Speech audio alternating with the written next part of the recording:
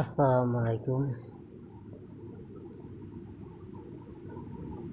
আজকে থেকে আমি সিদ্ধান্ত নিচ্ছি যে আর কোনোদিন একটা ব্লগও তৈরি করব না, একটা ব্লগও বানাবো না। আজ সেই করোনা লকডাউনের সময় থেকে কি করব সারাদিন বাসায় বসে থাকতে ভালো লাগতো না। কেমন মনে হতো যেন জেলখানায় বন্দি, এরকম থমথমে অবস্থা, বাইরে বের হলে মৃত্যুর ঝুঁকি, এরকম অবস্থা লকডাউন।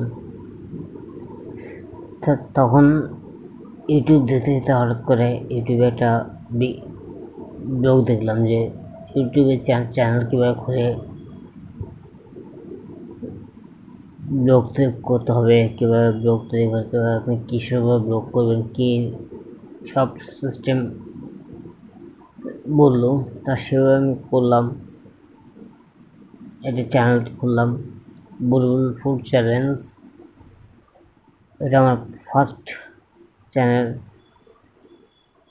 তা এবারে বুলবুল আহমেদ 2.00, তারপরে বুলবুল আহমেদ নামে আরটি তৃতীয় নাম্বার চ্যানেল, যেটা আমার ব্যক্তিগত হিস্টোরি, আমার চারপাশের হিস্টোরি, আমার পারিবারিক হিস্টোরি সব সেটাতেই শেয়ার করি বুলবুল আহমেদ চ্যানেলে,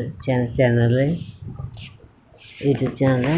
তো আর 2.00তে আপডেট নিউজ, খুলনার আপডেট নিউজ, বেশিরভাগ দেখতে পাবেন update news, food review,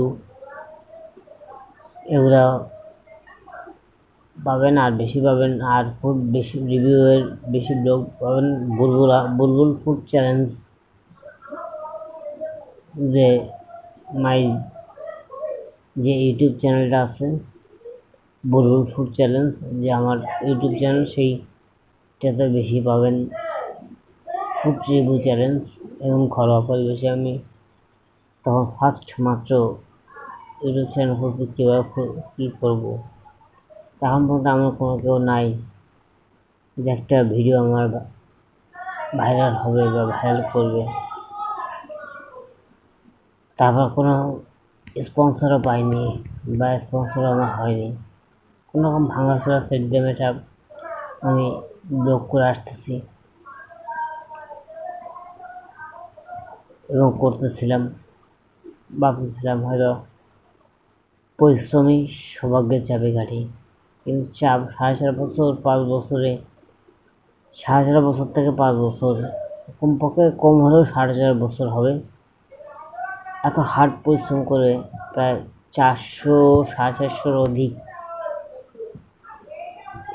blog দিয়েও আজ পর্যন্ত লাইক, শেয়ার, সাবস্ক্রাইব আর ওয়াচ টাইম 4,000 ঘন্টা এখনো ফ্লাপ হয়নি, ভাইরাল হতে পারিনি।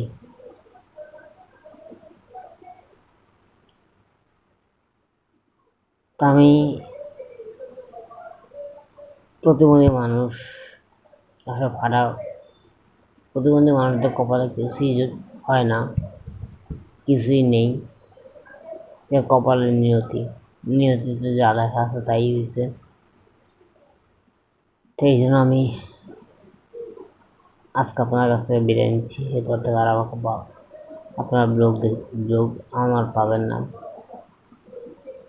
আপনারা ভালো থাকবেন, শরীরের প্রতি যত্ন নেবেন, আর এই ভিডিওটা শেয়ার করবেন যেন সবাই দেখতে পারে, জানতে পারে কেন আমি